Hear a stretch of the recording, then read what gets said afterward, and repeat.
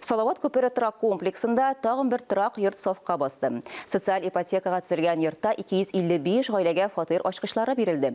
Береде ешеушілерге барлық оңайлықлар да тудырылған. Яңа фатир алушыларының шатлығын біздің ижат түркімінде ортақлашты.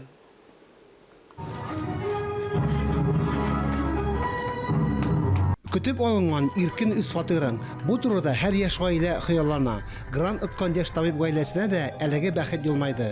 Квартира матур, зур, якты, кірдік те яктыртып китә шундай.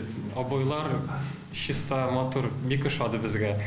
Алла бирсә, яңа елга хәтле, монда керергә дә, яшәргә дә, яңа елларны монда үткәрергә дип уйлыйбыз инде. Кадыровлар яш гаиләләр өчен программасы буенча фатир алды. Яңа елны яңа фатирда каршыларга әзерләнәләр. Яңа төзелеш барысына да яш гаиләләр һәм өлкән яшьтәге кешеләргә дә уңайлы. Тасманы кисү Бөек Ватан сугышы ветеранының тол калган хатыны Зинаида Ямановага тапшырылды. Благодарю за то, что лучше поздно, чем никогда. Спасибо вам за все.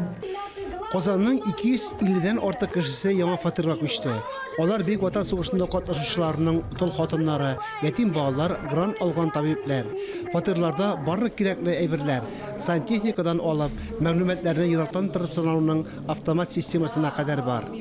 Харис Мөхәммәтов, Зарина Сайфетдинова, Ринат Сахибгәрәев, Татарстан яңалыклары.